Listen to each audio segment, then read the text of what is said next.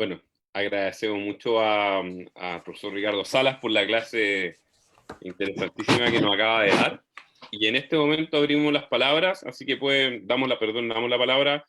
Tenemos dos modalidades. Pueden solicitar que les activemos el micrófono y Pablo va a dirigir la tanda de preguntas, así que pueden escoger el micrófono o pueden escoger también escribir sus preguntas en el chat. No sé si todos saben cómo llegar ahí.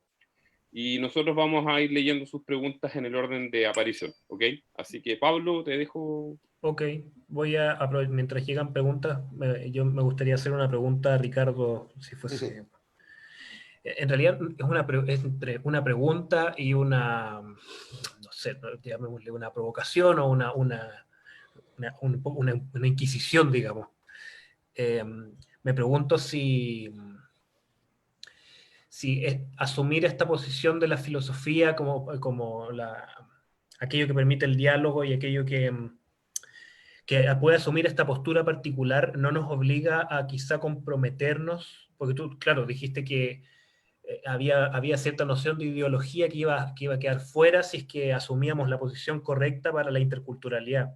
Pero la pregunta que hago, ¿no?, es si asumiendo esta nueva postura nos podemos ponerle un nombre, llamemos, no quizá no ideológico, pero en el fondo si es que en el fondo me parece que no podemos ya ser, en el fondo hay ciertas ideologías del espectro político que claramente han quedado fuera de un ámbito propio, filosóficamente justificable, digamos, por ejemplo, no sé, nacionalismos radicales o cosas así, no sé, el nacional cristianismo franquista, qué sé yo.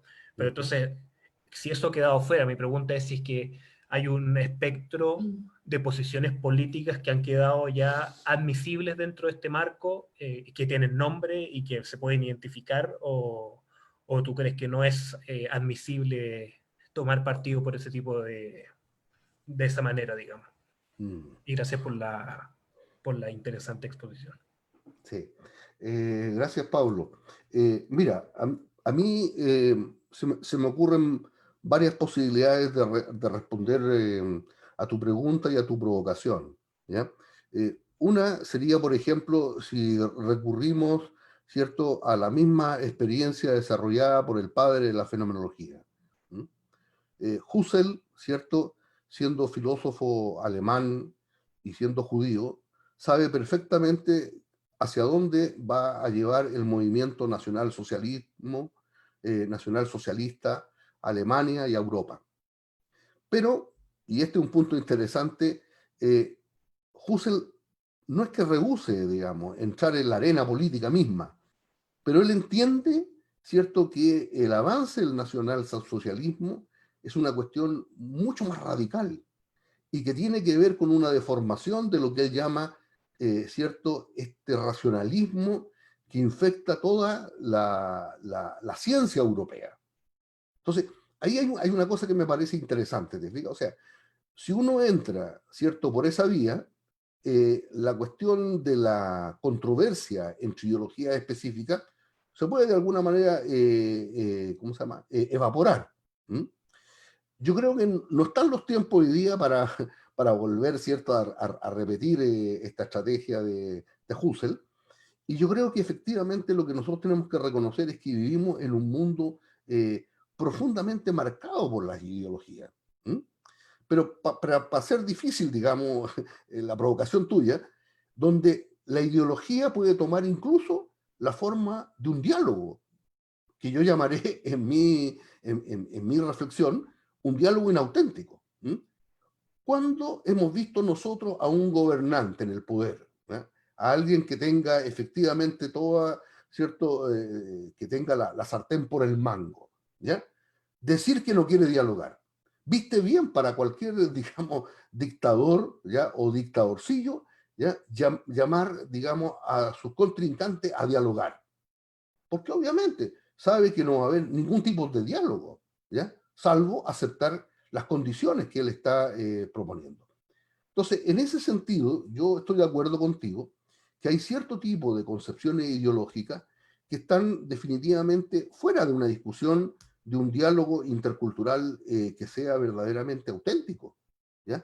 Porque significa entonces que tenemos que superar esta concepción de que con el diálogo vamos a resolverlo todo, lo que es falso, ¿ya? Yo vivo y trabajo, ¿cierto?, en una universidad ubicada en el epicentro, en el epicentro del país mapuche, ¿cierto? Y está claro, o sea, todas las llamadas al diálogo que hacen los poderosos en la región no contribuyen de ninguna manera más que a echar más leña al fuego, ¿cierto? A una acción, ¿cierto?, absolutamente marcada, ¿cierto?, por la prepotencia de un Estado que consideró que tenía todas las condiciones militares para apropiarse de un territorio que no era de él. Pero ¿quién dice eso en Chile? O sea, decirlo y escribirlo puede significar para mucha gente quedar fuera de muchos circuitos académicos y de investigación. Mientras no se resuelva de una manera clara, ¿cierto?, el reconocimiento de la falta que ha tenido el Estado chileno, ya es imposible. Entonces, eso yo diría que serían como mi manera como de enfrentar más filosóficamente el tema. Pero yo no negaría que existen otras que tienen que ver también con la acción concreta. Yo creo que el diálogo intercultural no tiene que ver tanto con razones teóricas, sino que con razones como las que nosotros vamos conjugando en la vida de todos los días, donde vamos construyendo, ¿cierto?, nuestras relaciones de convivencia unos con otros. Y eso es el arte más difícil de cómo se puede construir un diálogo intercultural auténtico y que es lo que yo creo que nosotros hacemos, ¿cierto?, en nuestro núcleo de investigación y en nuestros programas de posgrado, en el magíster y en el doctorado en estudios interculturales, que son obviamente pequeñas gotas, ¿cierto?, en el desierto, pero que muestran un buen sentido de lo que se podría hacer con respecto a estas ideologías de la discriminación y del racismo que perviven hoy día en Chile y en buena parte de América. Ujú. Em, per- ¿Puedo hacer una colita más de esta pregunta? Sí, Sí, por sí. supuesto. Perdón, Ricardo. Solo, y con esto tampoco quiero tratar de provocarte más, digamos, No, eh, provoque nomás, provoque. Bien. pero no sé si todas las apuestas que, si uno se familiariza con cierta literatura de militancia de algunas ideologías, uno podría pensar que una apuesta solo por el diálogo, digamos, es una especie de pacifismo, podría conllevar a cierto pacifismo que podría plantear que, por ejemplo, los oprimidos no procedan, por ejemplo, por vías violentas cuando el poder no está dispuesto a dialogar. Entonces me pregunto si es que dentro de este modo en el que se articula esta propuesta, uno podría considerar en qué momento, cómo reaccionar ante la falta de diálogo desde el punto de vista del oprimido, me Bien, pregunto. bien. Bueno, yo creo que esa es una pregunta, yo creo que de las más importantes que nosotros tendríamos que hacernos los filósofos que trabajamos la cuestión del poder, de la dominación y de la violencia.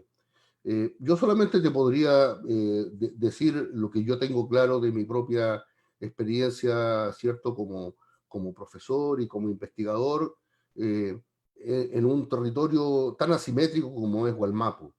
Yo diría que el diálogo, ¿cierto?, es relevante en el sentido que permite identificar las posiciones y permite también clarificar cuáles son las condiciones para que se dé un diálogo efectivo.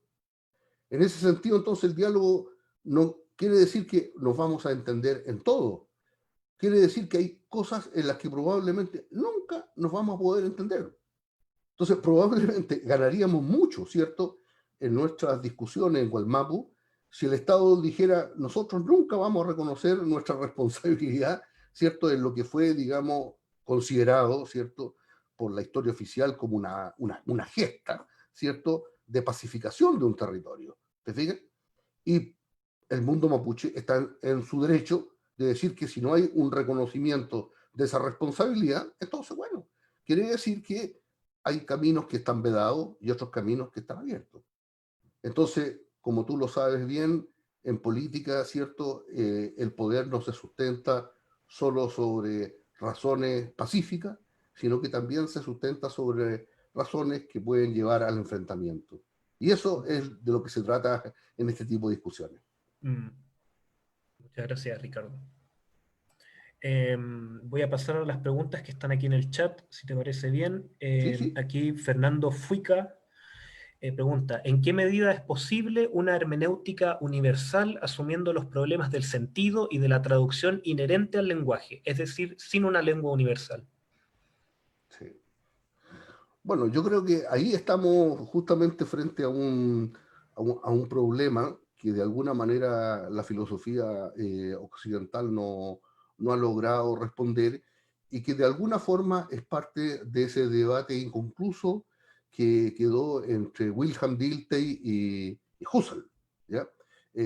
Husserl creo que en su primer intento de calibrar el sentido fuerte de la hermenéutica, eh, fue demasiado duro, exageró algunos de sus argumentos en contra de Dilthey, y después ya cuando Dilthey había fallecido, él reconoce que hay una verdad relevante en el ejercicio hermenéutico. Entonces, está claro que cuando nosotros decimos hermenéutica estamos hablando de que hay una multiplicidad de interpretaciones. Pero lo que está en juego aquí es que esa multiplicidad de interpretaciones no se puede entender como simple relativismo. Es simplemente mostrar la ebullición de todos los sentidos que tiene el lenguaje en relación a una experiencia humana que siempre es opaca y difícil de explicitar. Entonces, yo creo que la posibilidad de una hermenéutica universal simplemente se acabó como un gran sueño de la tradición europea, y lo que quedan son entonces estas interpretaciones en las que nosotros vivimos y en las que tenemos que ver hasta dónde podemos conciliar y congeniar cierto determinado tipo de aproximaciones que tienen que ser universalizables para que puedan ser definitivamente hermenéuticas en un sentido genuino. Eso. Muy bien. Sigo entonces con una pregunta de Navarrete. Ricardo, uno de los problemas que no veo que la filosofía intercultural aborde, especialmente la de Raúl Fornet Betancourt, es el conflicto y la violencia inherente a él. ¿Hay en la filosofía intercultural un cierto irenismo cultural? ¿Cómo incorporar como un elemento el conflicto? ¿Qué tiene de positividad el conflicto en el proceso intercultural? Bien, bien. Bueno, yo no quisiera hablar por Raúl Forné Betancourt, digamos. Yo creo que, claro, dentro de la filosofía intercultural hay muchas posiciones diferentes. Yo tiendo a pensar que en muchos escritos y también por el trato que hemos tenido en la Escuela Internacional de Filosofía Intercultural, eh, Raúl Forné Betancourt tiene un claro concepto de lo que significa el conflicto en clave de una humanidad que quiere reconciliarse. Y en esto yo quisiera decirlo como parte de mi propia experiencia. Yo he asistido a algunos de esos congresos y, y yo diría la gran diferencia que existe en los congresos de filosofía intercultural, que existen aproximadamente 4 o 5 lenguas en que se puede expresar la filosofía. Se van haciendo los esfuerzos de traducir una lengua a otras, y hay, yo diría, una capacidad que tiene también Raúl de enfrentar, digamos, la diversidad filosófica que se da en los distintos contextos en que se está haciendo filosofía hoy día. Qué impresionante escuchar, por ejemplo, a los filósofos de Corea o de Senegal o de China, ¿ya? E intentar dialogar con los europeos y los latinoamericanos. Entonces, yo tiendo a pensar que la filosofía intercultural tiene una idea más o menos clara y precisa de que la diversidad involucra conflictos, pero los conflictos no necesariamente tienen que ser resueltos de una manera violenta. Ahora, cuando no hay posibilidades de que se pueda recurrir a otra fórmula, ¿cierto?